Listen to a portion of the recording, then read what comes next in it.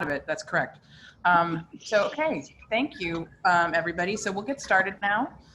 Welcome to the third panel of the second day of the RedBar Virtual Global Meetup, and the last panel, which means I get to go take a well-deserved nap after this. I just want to welcome everybody here today. We're going to be talking with our panelists about the sort of current and future state of the watch industry, in sort of keeping with conversations that we had this morning with our independent guests, our independent watchmakers. The landscape has changed quite a bit, and in the last 6 months, and so we'll be kind of addressing some of that and how brands and retailers are adapting to kind of the intra-COVID period. We're not post-COVID yet. Like we're not. It's like we're still in it. So we're kind of going to talk about that and what you guys are all working on. So I will let Adam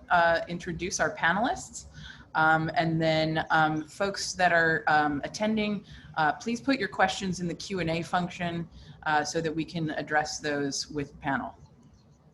Thank you, Kathleen. And again, we have to reiterate, if you can put those questions in the Q&A, it makes it a lot easier. I will be monitoring the chat, so I'll be there to wrap your knuckles with a ruler if things get out of hand. So first up, I'm just going to go down the list as I see it. We've got a man who needs no introduction, Davide Geronimo, who I still insist is the most epically named individual in the business and is the CEO for Oris North America. And again, we have to thank you for yesterday. The presentations were incredible and everyone had a wonderful time as always. So DJ is also obviously brings a unique perspective to this panel as well. So we look forward to hearing from him. And then Davide Cerrato, who is just still so incredibly dapper, even through the screen. I'm not kidding. I'm in my underwear right now, but this guy knows how to dress. Another person who doesn't need any introduction. Davide is the managing director for Montblanc timepieces, and the work that he's done since he's come on board really speaks for itself.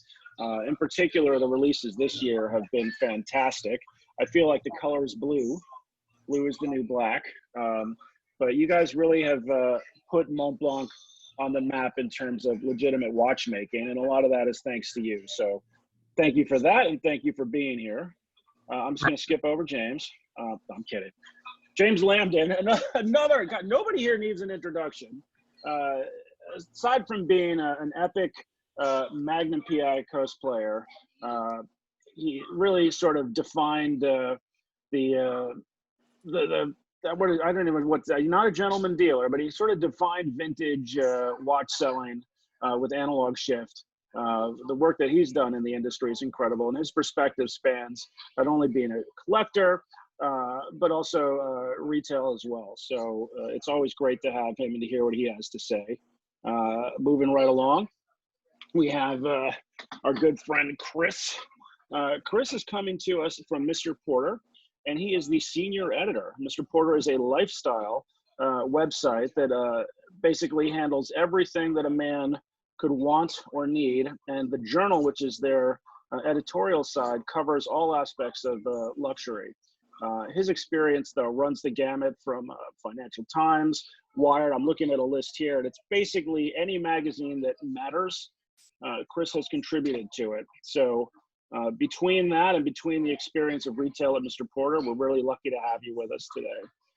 And then finally, Blake.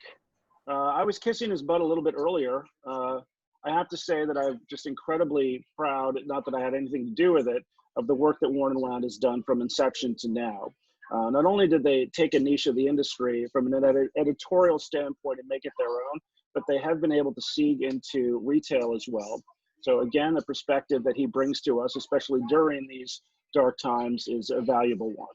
So with that said, I will fade into the back again so that you don't have to deal with me. But gentlemen, have a great conversation. And Kathleen, I'm handing it back over. Thank you.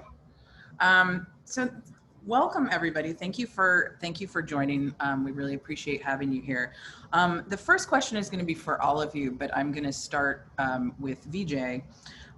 Do you think that right now, you know, with things changing in our world, kind of seems like on an hourly basis almost all the time, like everything is changing, the information is all changing day to day. Does that make for fertile ground for exploring new ideas within traditional watchmaking, or do you think that we should like hold on more tightly to things that we know are proven to resonate or work with consumers and collectors? Well, first, let me say thank you again for having me. I appreciate to be here with all of you today. And to answer your question, I mean, I think it makes perfect ground for changing things, for mixing things up, for doing that. I mean, I think now's the time to really kind of go into trying new things. And, you know, at Oris, as an independent brand, we've always been able to do a little bit more cutting edge things, a little, you know, trying different things. But I think now it's a necessity. I don't think it's anything less than that. I think it's something you have to think about who you're speaking to, how you're speaking to them, trying different things. You know, we all making mistakes, like trying things that work. Some things work, some things don't, but really just keep at it and keep going. I think this is the perfect time to do it. And I quite frankly think those that really will flourish during this time are the brands and people that are doing such things. Thank you. Same question for you, Davide. Do you think that it's, you know, that this is like a sort of golden age of innovation, or is it more of a time to stick to tradition? I think, as always, there's no white or black. It's in between. I think that we really need to stick to the solid rules of a classical watchmaking that will stay for a while. And I mean, the times are difficult, so you also need to stick to what's working and to what's good and to what's efficient and so on.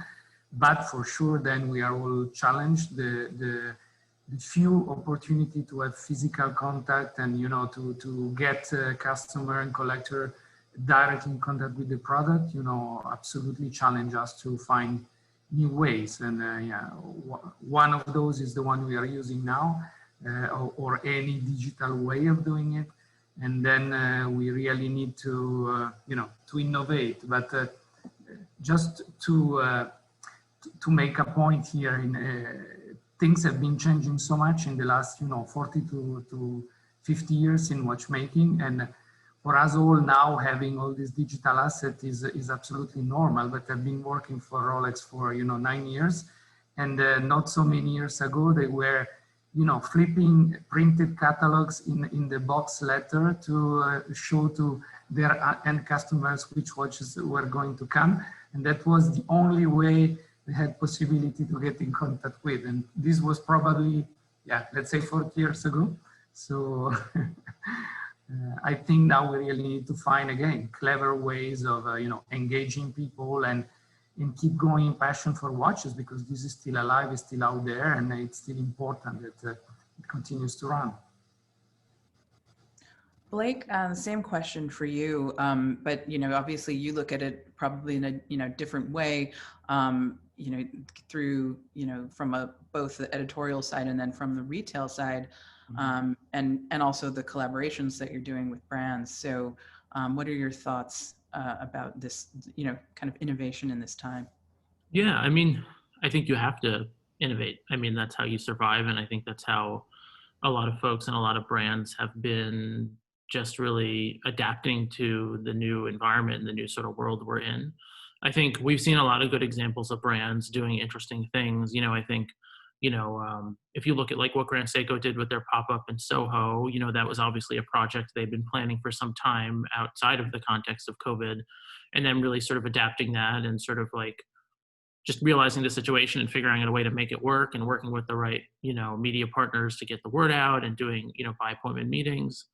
And then, you know, I think, you know, you look at like what Tudor did with the release of the Black Bay 58 Blue and the way that they saturated media with, you know, review samples of that watch. I mean, everybody got one. And the day that it came out, everybody had hands-on content and everybody could go to the, you know, the ADs that they had contact with and get one. I mean, obviously there was limited stock, but they were there. So I think like, you know, those coordinated attacks on sort of product release and things like that are like sort of interesting examples. And VJ, I think you guys did a great job with that with the Roberto Clemente watch too, just making sure that that was in the right hands of the right people, so that on the day that it came out, there was really a lot of information for readers to find. So yeah, I mean, I think you have to adapt and, you know, change your plans and modify your plans. And I think we're seeing a lot of really great examples of that. Thank you. Chris, same question for you. You know, you guys are already, you know, you're not having to convert from brick and mortar retail to online retail. You already have the online presence, and that's your main channel for retailing. But you know, how do you think this time is sort of contributing to innovation in that space? Well, absolutely. I mean, yeah, as you say, we're an e-commerce business, and anyone who's in the watch world knows that if you're selling watches online, that's been an ever-changing landscape for the last few years in itself. So we've been adapting and changing what we do for quite a long time. This year, I mean, we mentioned it earlier before we started talking about launching products during this period. We had one of our biggest pieces of the year, the JLC Kingsman limited edition, come out right in the middle of lockdown, right in the middle of everything in June. And obviously we had to completely pivot our plans to be digital only, handle that in a completely different way, and still made a success of it. And it's that kind of thing. I think we've had to just lean into what we've already learned from being an e-commerce business and sort of really take everything we've got and specialize in, for example, our service. So we do you know, premier same-day service in a number of locations. Normally throughout the summer, that's extended into the Hamptons, for example. And because of people's changing lifestyles, that's now being rolled out over the next few months, whereas normally it would have ended at the end of August. People's changing behaviors, changing locations. We're now shipping out there until winter. So, you know, taking these little learnings and applying them wherever we can. Okay. And James, you know, for you, you're looking at it through kind of well, just to not make a pun out of it, an analog lens. But, you know, you mostly deal in vintage watches. You have, it's very, your client base is largely, I mean, you have client base all over the place, but, you know, you have an in-person showroom that a lot of what you do is about that personal touch, where you're sitting in a room with someone and you're telling them the story behind a watch that they're looking at. So in this current time, like, how are you sort of pivoting to adapt to the fact that, you know, being in a room with someone isn't really a thing that most people are comfortable doing? Yeah, well, I mean, I'm very fortunate in that vintage watches are always cool. And so I don't have to innovate on the cool factor. They do that for me. Interestingly, when we launched in 2012, we were on the leading edge of vintage watch retailers to operate in an e-commerce space. If you can believe that, I don't know if we were the first, but we were definitely in the first few to offer a click and checkout option, which seems insane to me, but it's true. So we're actually having to go back to that a little bit because we've grown and because we have such a fundamentally awesome place to come visit. We if anything, maybe we moved away from our digital footprint over the last few years, and we suddenly found ourselves having to sort of reattach ourselves to that methodology, and it's been a challenge. But I will tell you that the interest in the community has never been stronger, and I think we've seen this certainly with products at a certain price point, accessory products, things like Wolf, things like the Oris watches, things that like what you guys are doing at Worn and Wound, and with Mr. Porter as well. People want to buy stuff, and so our challenge, our pinching points have been getting new product up, also having to find ways to sort of skip the normal process of having everything come into the shop.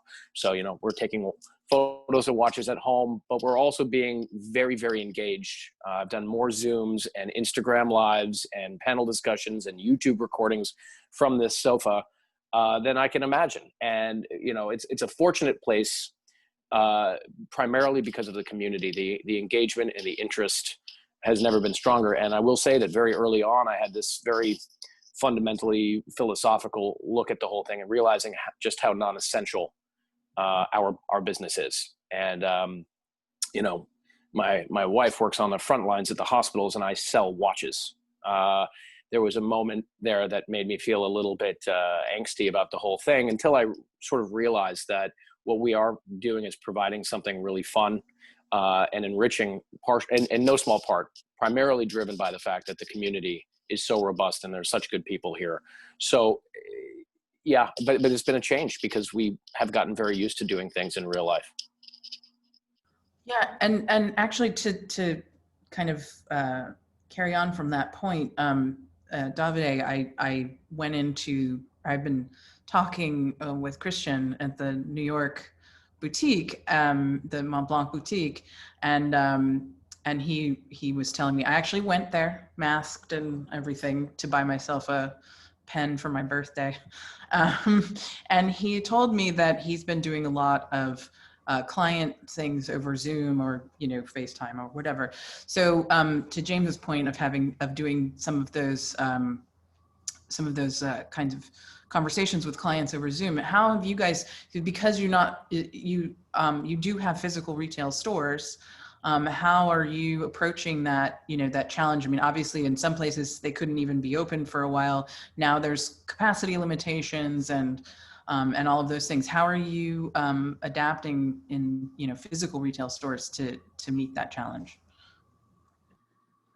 Yes, it was really complicated, but as all of you, all the people participating in this discussion, we had to go through complete dematerialization and digital ways off, which then bring technological challenges in the watches are very small object. I would say that most of the technological platform that we have today are not built and developed and thought to magnify small thing or show clearly colors and details of something very, very small. So we are still challenging ourselves on this to be able of delivering the best experience possible. As always, this did not start with COVID. It was already something growing more and more. When WhatsApp with a lot of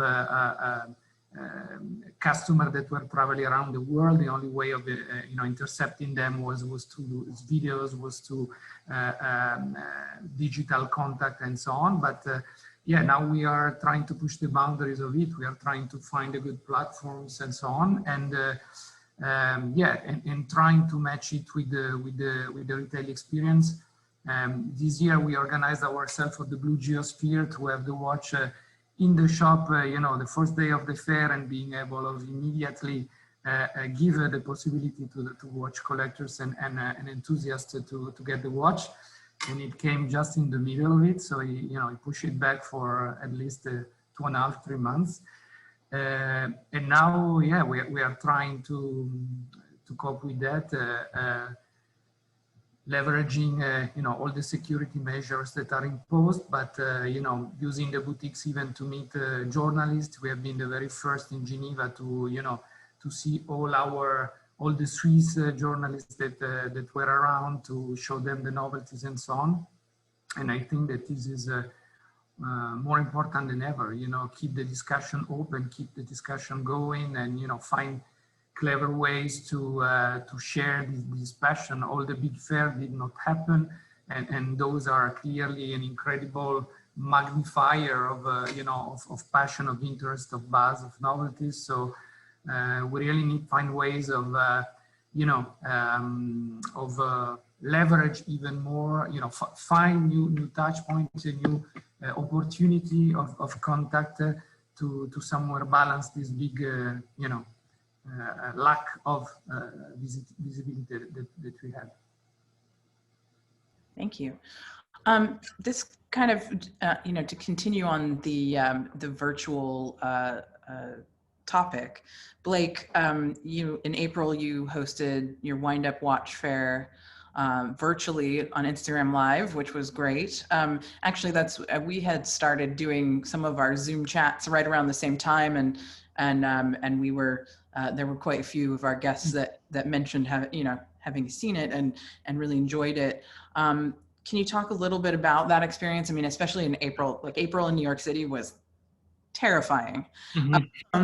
So, you know, we were all living through this like sort of really, you know, kind of terrifying experience, and then, you know, kind of reconnecting with people online. So can you talk about that and how you're using virtual spaces to interact with your audience? Yeah, for sure. Yeah, no, it was a great experience. I think, you know, we find that, you know, the brands we work with, and I think across the board, I don't think anyone would disagree, they're always looking for interesting ways to engage with customers and potentially new customers, you know, COVID or non-COVID. And, you know, our readers always really appreciate any opportunity they get to sort of learn more about the brands they care about. I think we learned a lot through that process. I think, you know, we knew this, but I think it really solidified for us that our audience is very product focused. Like they really just want to see product. They want to get in front of product. They want to experience it and learn more about sort of the nitty gritty of the product. And then I also think we learned that, you know, keeping content sort of evergreen and ever available is really important. You know, like what you guys are doing with these live events and then making available later on through YouTube, like that's exactly, I think that was a lesson learned for us, is that, you know, we really want to make sure content is available. So we're definitely going to do more. You know, wink, there might be some information coming to Warner Wound soon about something in the future. But it's going to be a little bit different. It's going to be content that everyone can engage in sort of in perpetuity. And it's going to be very sort of product focused content. Thank you. Yeah, I think at that time, like Instagram TV wasn't as seamlessly integrated with Instagram Live as it is now. I think Instagram they must have had a really big spike in their product development cycle at that point, because everyone was doing Instagram Live all of a sudden. Like, you know, like Wyatt Cenac has a show every week now, and like, you know, they're like, people are doing like all these Instagram Lives, and so now it's easier to make that content evergreen and put them on Instagram TV. But so to kind of pivot a little bit, you know, and I'll ask this to Davide second, but Chris first, you know, obviously consumers at this point are, you know, concerned about in-person shopping. You know, there's, you know, there are a lot of safeguards in place, but, you know, in physical brick and mortar retail, but, you know, there's also a significantly increasing demand for contactless services. So how is Mr. Porter addressing that with the services you guys provide? So we've got, as I mentioned already, we've got a same day shipping in many of our areas, and obviously we've been able to implement contactless delivery protocols with them. That also goes for delivery across the board. We've also really just been able to, sorry, it's dropping out again. We can still hear you. I'm not getting you very well. You're not Sorry. Okay. I'll carry on and we'll see what comes through. Something we launched earlier in the year, which has also helped with this, is our style trial program, where top clients can order items to their home with a 7-day period to try them before they decide whether they're going to purchase or not. And obviously, if they want to return, they can after that. If they keep them, then that's all good. So it's measures like that. It's sort of really trying to upgrade our service, really trying to make sure that we can offer the best at-home retail experience that's as suited to the luxury market as possible. And to piggyback on that a little bit, Davide, you know, we kind of talked about how you've been doing virtual things and having people in the retail space, but I actually wanted to touch on this. Is it possible to create a truly VIP experience in a virtual space? And I also want James to touch on this as well, because, you know, when you go to James's space, it does feel like a VIP experience. It feels like you're in, you know, you're in this really lovely space with all these watch books and beautiful pieces there. So, but Davide first, you know, how is it true? Is it possible? Is it possible to create that truly VIP experience? It's a $1 million question. We are all looking for it. It's like, you know, the diamond in the cave. It's possible to improve it, to improve the quality of it, to enrich it, to really enrich of these. James was speaking of these, you know, personal discussion and exchange to make it really a one-to-one experience. What is really challenging is that, you know, as I said, a watch is quite a small object, and if you really want to enjoy, you need to be able to go really in detail. I mean, we always have a loop with us when we look at watches to go into the watch itself. And I must say that as of today, most of the channels that we are using are absolutely not adapted to that. And then there are a number of very important, you know, elements which are, you know, the weight of the watch, the way, you know, the ergonomy, the way in which the watch sits on your wrist, the proportion between your specific wrist and the watch, the matching of colors between your skin and the watch itself, or the material of the dial, you know, and all of these, it's very, very difficult to capture in a virtual environment. Yeah, and the touch and feel element is also, it's very important, I think, for a lot of people. Like, you just trying a watch is a tactile experience, and so not being able to do that is a bit challenging. So James, you know, you like, what do you think about this? Is it possible to create a truly, you know, sort of VIP experience in a virtual space? I'm going to go ahead and say probably not. I think there's a lot that can be done and that we are doing collectively as an industry to make it as, you know, to make this suck less. But let's just call it what it is. This sucks. And, you know, you use the right word. This is a tactile hobby. If it can't be tactile, it needs to be visual. That's why tools like Instagram have been so popular for wristwatch collecting over the last decade or so. Because you're able to take a picture of your watch and, you know, you look at it nice and close, and that's the second best thing. But as Davide was saying, I mean, we like to touch and feel these things. We like to try them on. If you're going to have a VIP experience, you want to have a strap selection that you can pull out and change it up on the spot. You want to be able to have that glass of whiskey and bullshit with the people that, you know, you might be hanging out with or buying a watch from. But look, don't take it from me. Analog is part of my name. I like to do things the old-fashioned way, and we're doing the best we can, and it has come a long way. And look at the attendance of this RedBar Global Meetup, which was supposed to be an in-person event, of course. And it, you know, it proves that there's a hunger for this, but this is a Band-Aid. And while I think we'll all learn how to get better at digital for as long as we need to, and hopefully we'll remember these lessons for some future event that we might be a little better prepared for, hopefully. But no, this sucks. VIP, and forget VIP, just people in person, it's better. I agree. We did have a very small in-person RedBar gathering a couple of weeks ago, and it was delightful to see people's faces in more than this dimension, you know. So it was very nice to see folks in real life. Vijay, and I'm going to change a little bit to sort of product kind of questions. Has your strategy changed as far as like product creation, new launches, all of that stuff?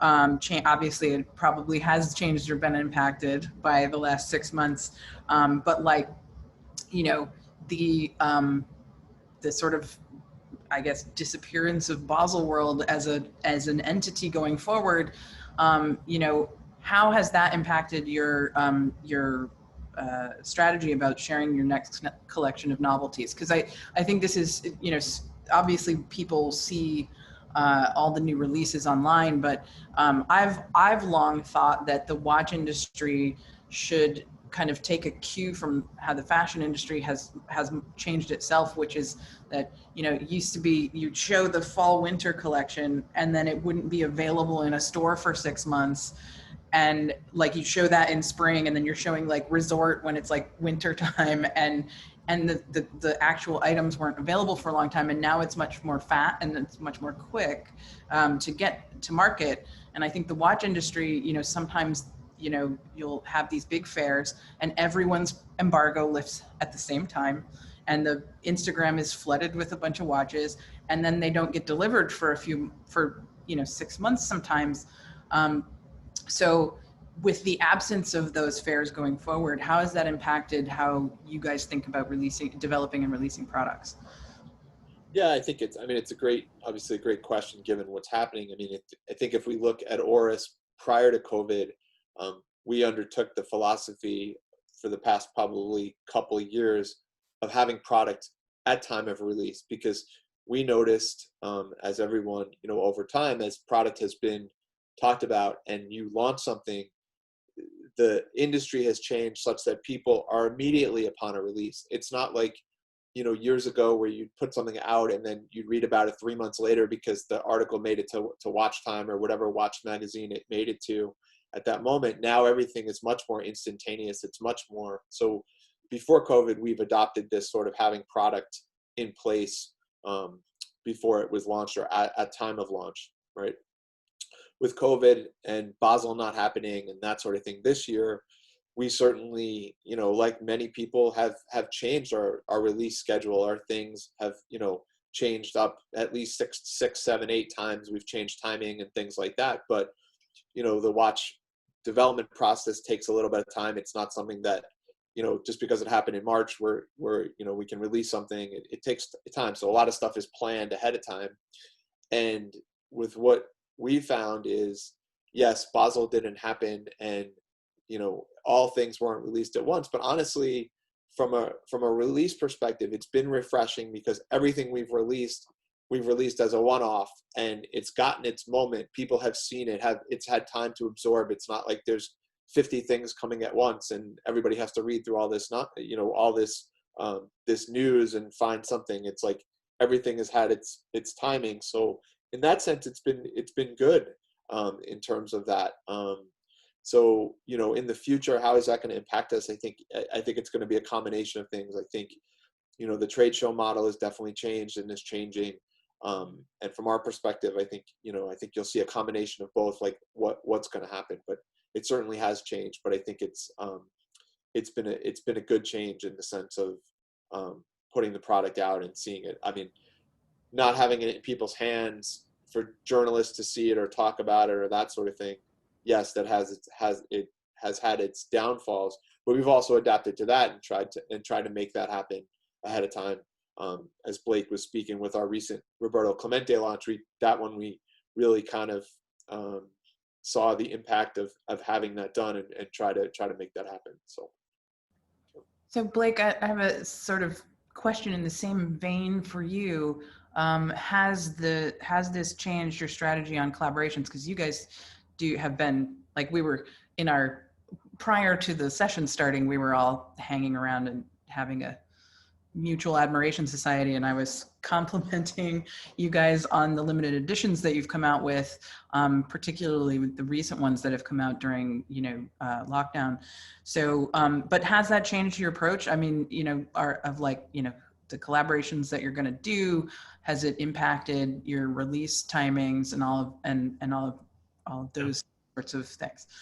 Sure. Yeah. No, and we definitely have, you know, like several. We always have sort of several in the works, and yeah, I mean, we definitely have seen, you know, to be perfectly honest, like we've had some projects just get delayed because of manufacturing delays that are taking place now, because just everything is taking so much longer, and we're trying to be strategic with timing and things like that. But also, I think for us, we're also, I think, putting a little bit more resource and a little bit more thinking into how we create sort of the digital package for people and how we present it to folks. You know, with a particular launch that we're working on for the holiday season, I mean, we're really going above and beyond what we've done before in terms of digital assets and things like that, so that people can really, you know, get a sense of the product and, you know, understand it in context and things like that. But yeah, I mean, it's definitely been challenging. I mean, it's, you know, I think a lot of brands that we work with, they're having their own troubles or their own struggles getting product that they had planned on releasing on their own. So to then step into that process and say, oh, and can you also make this special thing with us? And by the way, it might be in limited quantities, and we want to, you know, be a pain in the butt about all these details. It's like, okay, maybe not. So so I think for us, it's just been, we've been fortunate in that, the products we released earlier in the year did really well, and that we sort of have things in process, so nothing's been too disrupted yet. But we have seen some like manufacturing delays and things like that. But that's really happening across the board. Yeah, of course. It's happening to pretty much everybody, I think. When an entire like dial factory shuts down, it impacts many, many, many people. Chris, a similar question for you. You mentioned the JLC limited edition that you guys came out with. That was a collaboration. Has this time impacted, any other collaborations that you guys are doing? Has it impacted your decisions from the editorial side as well, as far as what you're choosing to cover? How has this changed Mr. Porter's approach to sort of the whole thing across the board? Well, it's definitely kept me on my toes, editorially speaking. I want to pick up on what Vijay said, and from Mr. Porter's perspective, but also just speaking as a watch fan, if the gap between announcement and availability shrinks as a result of this, I think that'll make everybody happy. But no, as you said, this has had an effect on how things have progressed. But one of the upsides we've had is that over the summer, which often is a quieter time for new releases, we've had a steady stream of interesting, exclusive, limited edition pieces coming out, whether that's the Gégé Lecoultre Kingsman piece, which was, like I said, just a fantastic watch to have worked on them with and to be able to launch exclusively. Or the, IWC All Brown collaboration, which we had a few weeks ago. So I think it's taken a lot of getting used to. That's an understatement, but it has made us aware that perhaps, I think, taking a wider view, there is a different way to do things. You said Basel World may never quite be the same again. It could hopefully perhaps change the way products make it to market from now on. Yeah, I think that's a very good point. And I think that trade show model is useful in some contexts, but it is less so for consumer satisfaction. Like you said, the gap between announcement and availability is a thing that's very frustrating, I think, to a lot of watch collectors and to end consumers. And also, it's not just frustrating, it is, the attention span of the modern consumer is also shrinking, right? So, people see something online, they expect to be able to click a thing and buy it, right? So I think that attention span will affect things as well going forward. Davide, for you, a similar question. Whether your strategy as far as product development has changed, and then a question to follow on from that from the audience, which is that, hold on, let me scroll back up to it. Do you think that we'll continue to see a lot of reissues and vintage inspired launches? I mean, there's some pieces in your collection that look back to your heritage and foundational pieces. So do you think that this, the way things are changing will lead to will we see more of that? Yes, in terms of changes to the product development cycle or the launches planning that we foresee, we had to move something as all of us to adapt to the new situation. But at the end, we did a big effort to really keep going the strong novelties that were foreseen this year, and in particular, all the blue capsule around 1858. As I said, the Blue Geosphere, we had already delivered it end of February to have it in the boutique immediately. We kept all the 1858 novelties. We continue to communicate about it through digital, through Instagram Live, to different presentations, even locally. And we are still launching new products. There is an automatic and an automatic chrono blue that come now, and there will be a very, very strong collaboration that will be presented mid of October. So for us, keeping this, this discussion going, keeping interest, seduction, emotion, the emotional side of things, alive is absolutely fundamental. And as I said, as we missed these big appointments that were, colliding all the excitement about watchmaking, I think we need even more than usual to find new ways of exchanging and of telling the story of what's going on. In terms of designs, yeah, for sure, everything we are doing is very much inspired by Minerva and by our Minerva history. And as you said, I would say that everything that we have proposed in the last 4 years is inhabited by the spirit of Minerva and this beautiful, design language from 160 years ago. And yeah, despite vintage inspiration or retro chic inspiration are out there since some time. I think I launched the very first one in 2010 back in time. But still, for the big, for most of people, is something that is very relevant, that is very, meaningful, that is very exciting, looking back to your own specific DNA, I think it's very important. I think in this moment of challenge, sticking somewhere to your specific peculiar DNA and not every brand doing everything is something very important that can bring us out a little bit of this moment of crisis. And yeah, and then as always, it's a good balance between referring back to the good old days of your brand and also being able of writing the new grammar of your brand, bringing in, materials, complications, designs that also show where your brand is willing to go in the future. I think that's, as always, the good recipe and the good balance. Thank you. Vijay, a similar question for you, because I know Oris has done some pieces that look back into Oris's heritage, and obviously you don't have to get specific numbers here, but I know that those pieces can, do well for you guys and are fairly popular. Do you think that trend of looking back into your history and doing reissues will continue, and will we see more of that in the future? Yeah, I mean, I think it's also a balance. As Davide said, I mean, I think it's a balance between knowing who you are. For us, it's nice to have a history. It's nice to have a long history, 116 years of doing that. And, back, you're speaking, when you're talking, you're speaking about like a Diver 65, that came out in 2015, maybe a little at the head of that trend that came in. But I think in the end, it is also, I think it's a trend. It is something that will, it's going, but it will have an end to it at some point.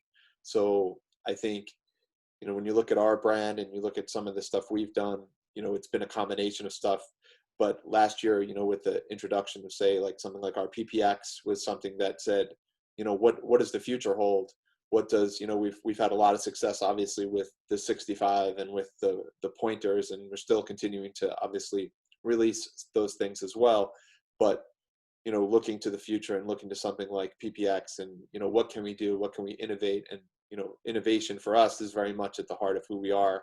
So I really think, we'll continue down both paths a little bit, but I think you'll see something really strong from us in the next few months, and something that will be, I think, game changing for us. So we're excited about that. So. Such a tease, Vijay. Soon enough. James, I have a sort of related question for you. Again, since you're primarily dealing with vintage watches, does that trend of vintage reissues help or hurt the vintage watch business? Yeah, well, the other cool thing about vintage is that needle of what constitutes vintage is always moving. Every day that goes by, something gets a little bit older. And, Vijay, when the Diver 65 train finally stops, probably not for a while, but should it, they'll be vintage at that point. So, they'll have a whole new marketplace for that. the question about sort of modern homage pieces is a good one. And the answer is mixed results. There have been pieces that have more recent sort of heritage inspired watches that have absolutely blown up their vintage, versions. On the other hand, sometimes they're better than the vintage watches ever were quality wise. So the vintage watch doesn't see any love, but somebody who might have enjoyed that aesthetic is able to buy a brand new one. On the third hand, you have watches that are, I'm going to use that word, the I word, the iconic word, that are continually evolving, relatively visually unchanged, but perhaps new materials or sizes that do me and my business a whole lot of favors because they're just too damn big or they're just too flash. And I pay a lot of attention to what's going on in the modern watch industry. And believe me, the first time I got my own invitation to SIHH with my name on it, my company name on it, not RedBar or one of the blogs I was writing for, I was blown away. But I think that the Swiss watch industry, on some level, opened their doors to the idea that there's a parallel here. And I'm very, very fortunate to keep one foot in the vintage and one foot in what's happening in the modern world, and my third foot writing very poorly about watches. So it's cool. I mean, a lot of what's happening in the modern stuff is informing what's going to be popular or not in vintage. There's definitely a connection. And of course, Swiss watchmaking industry, by and large, is a heritage-driven industry. I mean, look, these are mechanical things in a very digital age. That right there should tell you all you need to know. The design language element is as Vijay said, it's you got to have both. You got to have things that play to your strengths and play to your story. And you need to do something that's perhaps a little bit avant-garde, even if it just turns out to be a design experiment. It's like making a concept car, in the auto industry, to see what you can do and flex your watchmaking ability and push the envelope of design. But it's all really cool, and that's the end story. Is it's all really cool, and we'll see where it all goes. But nothing but bright skies. I think I'm not at all negative on the future of mechanical watchmaking and how the modern and pre-owned / vintage elements play together. It all jives. Great. That actually segues very nicely into my next question. So thank you for, mind reading. Anytime. Kathleen, if I can just add one point, which is a little bit forgotten. Sure. First, the question is really clever and really relevant for all of us. And to me, definitely there is a big connection. And a part of this connection is auctions. I'm participating to auctions since 15 years, and when you see what's happening there, there's clearly a big link what's happening on the market.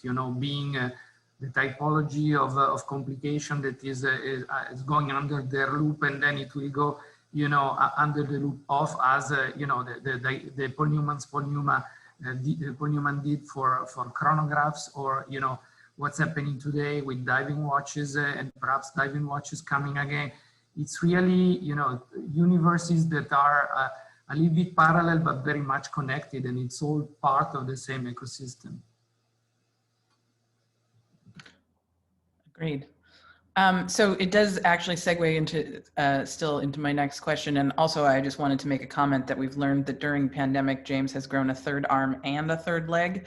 Apparently, somehow he's become. I have to account for the 20 pounds somehow. Well, now we all have that. Now we can all use that excuse as for the 20 pounds that we've all probably gained. The question comes from Lewis, who is in the audience, which is, what happens to the watch industry when we come out of this pandemic? And I think that's interesting because, and I'd like Blake to address this first, because as we were chatting before we started this panel, we were talking about you guys doing, quite well during this time period. And I think, and to James's earlier point, people want to buy stuff. And, I'm just going to out myself again here.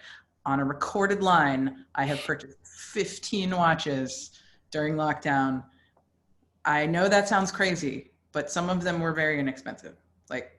I'm not gonna get mad at myself for buying a Swatch.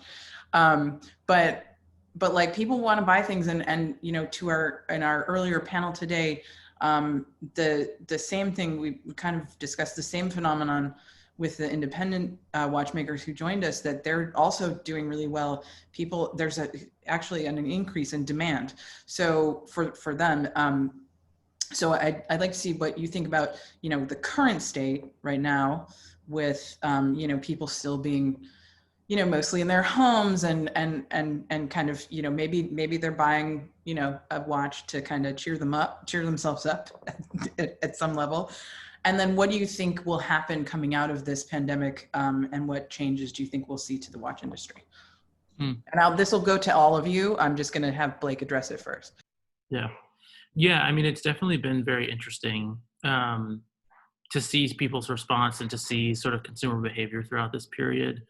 You know, from our side, I think, you know, as a business, you kind of look at us as, you know, we have revenue streams from advertising and from events and from our shop. And, you know, with events not happening, you know, that's gone. And on the advertising side, we've seen brands pull back quite a bit because of the uncertainty. And with the shop, I mean, things have picked up quite a bit. And I think, you know, honestly, one of the challenges that we faced is just adapting to that, and also trying to just keep product in stock. And, you know, people are responding really well to, like, more new, more often is doing very well. And I think, you know, generally speaking, you know, for us in the 3 to 4 months of COVID, or I guess it's been longer than that, but let's say in a 4 to 5 month period, I think we added more product and more new brands to the shop than we had expected to basically all year, because we basically stopped everything we were doing and focused on, you know, just adding inventory and adding new interesting products.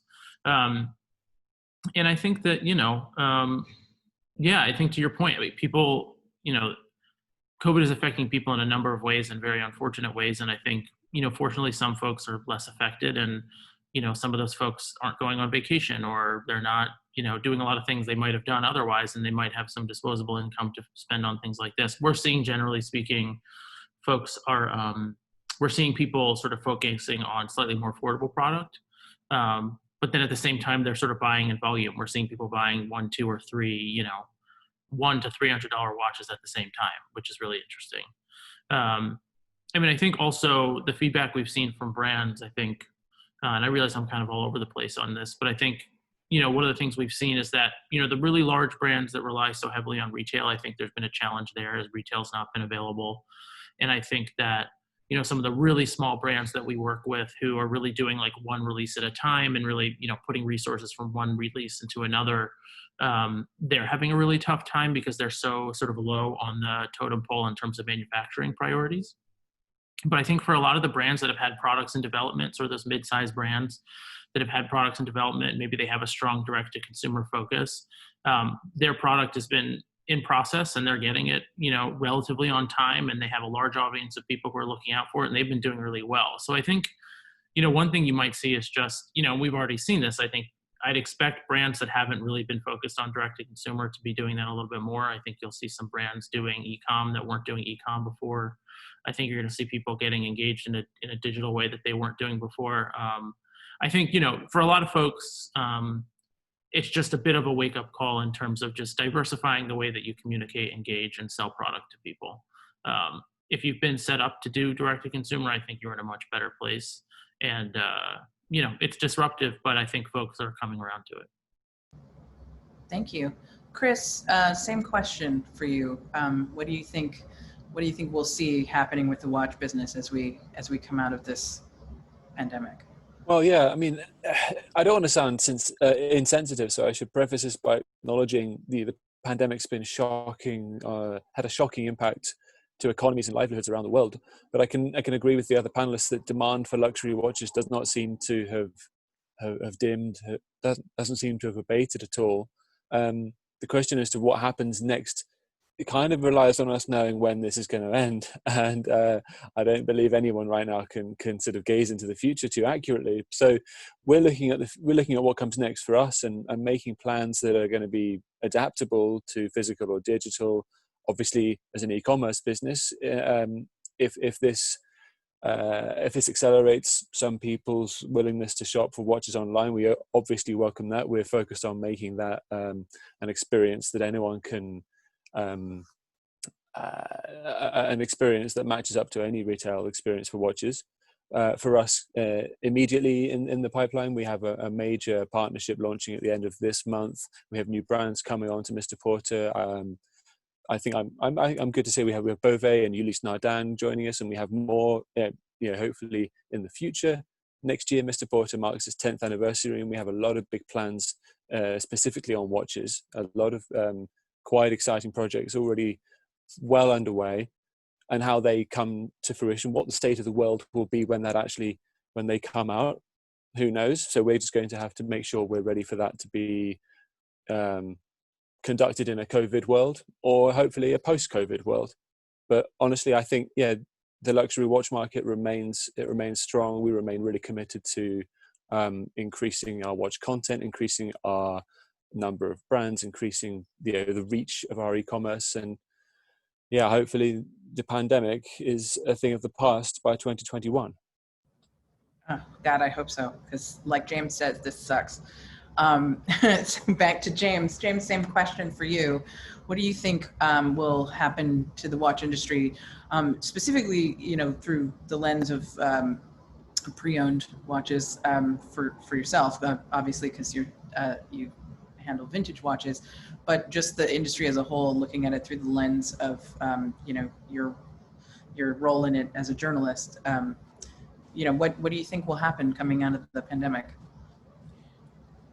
Well, I think that actually there's, and believe me, my business really started online. And I think that e-commerce and digital engagement has, obviously it's become the only way, or the only effective way during COVID, but really there's been a buildup for at least 10 years. Mr. Porter's been part of that, and everybody on this panel has been part of that. So what I think actually might happen, we might have a snapback to that analog thing. I think people really, just going back to what I said earlier, I think people really want the human touch. So while I don't think the digital thing will drop off at all, it's proven its viability here. I think retailers are going to see a huge spike. And I think that if brands are able to get their product into brick and mortar stores that are well staffed by intelligent salespeople who know how to build relationships, and there's a good product offering, that might be an unexpected bit of fallout from this, that a perhaps suffering retail industry might see some revival there. I think the digital space will remain incredibly effective. It has brought everything back. It's made this whole world much smaller, much closer. I like to joke about the old days where if you wanted to talk about watches online, you had to learn HTML to, engage on a forum setting. And now you've got WhatsApp groups and Instagrams and Zooms and Facebook, Instagram, everything, as well as a lot of really great blogs where there's a very healthy community discussion going on all the time as well. But let's face it, throughout this whole surge in popularity of mechanical watchmaking, a lot of brick and mortar retailers have really suffered. Part of it is the pricing model that comes online, and part of it is that a lot of these stores don't have the sales staff can keep up with the knowledge level of the consumer group. But I think for the retailers that are doubling down and making sure that they have wonderful product offerings and incredibly well-trained staff, I honestly think people would come running back to stores. So that's my prediction. But it does, as Chris said, depends so much on when this happens. When it ends, yeah. So we're actually at the top of or at the end of our session, but I will pose the same question to Davide and then VJ.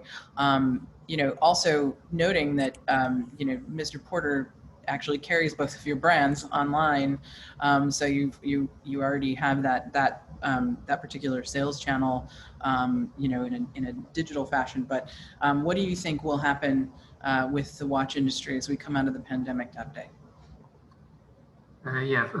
First thing, unfortunately, I don't see in the crystal ball. If I would be very, very rich now, and I'm not. The answer is quite complex, because first it depends from geographies, it depends from places. If you look to China, as soon as the boutiques open, they start buying again like crazy. So it looks like we are human. animals somewhere, and as soon as the fear and the danger is away, we try to keep the quickest we can to the previous situation without them having lost economically. So same purchasing power, a little bit more disposable income. You all spoke about this point. So even buying in a stronger way than before. In some other places, when the local economy is affected, and then people lose their job, and then or are scared about the future and so on, then it can be different. And then the point of the real value of watches, or let's say the right value or the right price of watches and price positioning can rise and become a stronger point. And if it does, I will be quite happy, because at Montblanc we have been building up on these points since I would say at least 5 or 6 years, but this could at certain point change a little bit the rules of the game. Reality is a very complex environment. Just to make an example, if you look at travel by plane, for sure we already know that business travels will drop like crazy, because now people have discovered that they can do meeting from home with Zoom without the need of traveling for each single meeting and each opportunity. But personal travel for holiday, perhaps as soon as people will be sure that they can go out without taking any risk, it will grow even more than before. So, and you have two opposites that live in the same market at the same time. So I think it's still very, very difficult to say exactly what's going on. Okay, thank you. And Vijay, the same question for you. And then after you are done answering that question, we need to do a wrist check because everybody wants to know what watches you all have on. So, but Vijay, same question. No, I think it's a difficult question to answer, but I think, what we've seen is during the pandemic, you've seen retailers, at least from our perspective, people that were equipped to do online business before the pandemic have done pretty well through the time, because they've adapted and been able to service the needs of that. I think that you have retailers then, brick and mortar retailers, who had no online presence, who were scrambling to get online presence to do that. I think you're going to see some of that shake away, but I think the industry, hopefully you'll see people take the best of both worlds and use, I don't think brick and mortar is going away by any stretch of the imagination. I just think, to James's point, I think in person is certainly something that is desired. People want to have that connection. People want to be there. But I think, there's going to be some people that don't want to go places, and there's, through all this. So I think you're going to see a combination of things. I think you're going to see this sort of format come very much into play and stay in play for a bit. And it's not going to go away. It's just going to be now using all these tools to be able to kind of experience and interact with consumers. And, I think the smart retail people will have the ability to, even if people are coming in the door, will still have the ability to clientele with their retailers and do a Zoom call. Hey, get on the phone with me. Let's do a FaceTime. Let's do a Zoom. Let's do something if you want to see this and you're not able to get here, that sort of thing. So I think it's going to be a combination of things. And I think the demand for watches really is not going away. I don't see it that way. I think people still want watches, and that demand and content. It's just how it gets delivered is going to be, it's changed, and now it's going to be a hybrid of that, of all the changes that have been made. So thank you. Well, thank you everyone for your time today. Thank you to the audience for participating. I'm sorry I couldn't get to all the questions. There are quite a few in the queue, but we just ran out of time. So what watch do you each have on today? Let's go with Davide first. 1858 split second, monopusher split second with the Minerva movement in and enamel grand feu blue dial. Beautiful. Vijay. I don't think there's a question. I have my RedBar Diver 65 on. Nice. James. I'm double wristing, of course. I've got an oldie goldie here, old 1675/8 root beer GMT. And because I haven't gotten my new RedBar edition, I am also wearing the Oris Diver 65 for RedBar. Blake, what do you have on? Sure. I'm wearing the Lord X Warner Wound Gemini limited edition. Dude, that one, I want it so much. I mean, like, these are all really wonderful watches, but that one is just so, like, I missed it by like, seconds. You can borrow it whenever you'd like, no problem. Sweet. Chris, what do you have on? This is my Nomos Orion. Probably one of 3 or 4 that sees the most wrist time of anything I own. Absolute, Great watch. Old favorite. Adam, what are you wearing? Well, I am wearing one of the guests of honor from yesterday, the new Frederic Constant manufacturer Perpetual. But then, of course, in honor of what's going on, double wristing, I, of course, have my Oris RedBar on as well. So there you go. And I'm sure I am actually wearing a vintage piece. I went completely neutral. Well, not really that neutral because I bought it from James, but wearing a Patek Philippe 3574, which is fantastic, and it's one of my favorite watches. I have the Diver 65, actually the RedBar Diver 65, like right over there, because I was wearing it most of the rest of the weekend, but I switched to this one for today because I thought I was going to get asked what I was wearing on the Independence panel, and I didn't have anything like even close to mechanically cool enough for those guys. So, well, thank you again, everybody. Thank you to, again, our attendees. Thank you for to our panelists. You guys were all great. This will, as with all of the sessions from our weekend, will be recorded and put on YouTube early this coming week. And we hope to see you all again soon, whether it's online or in person. Thank you, everyone. And thanks to our sponsors as well for making this all possible. Cheers. Yep. Thanks for having us. Thank you very much. Bye, guys. Thank you. Thank you. Pleasure.